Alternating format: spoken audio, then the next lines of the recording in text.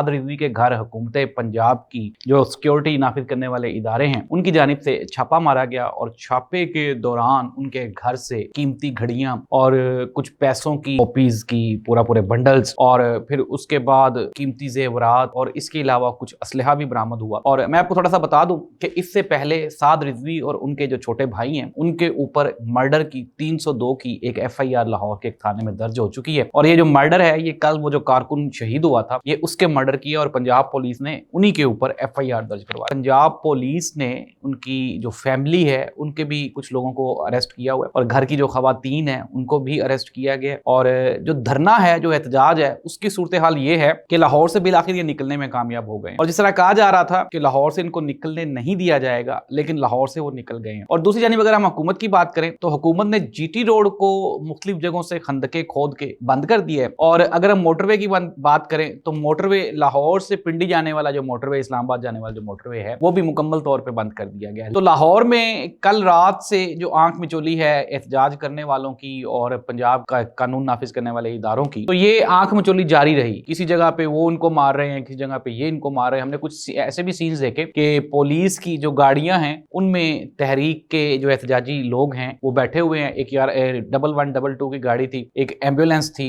उसमें भी जो एहतजाज करने वाले जो लोग हैं वो बैठे हुए हैं।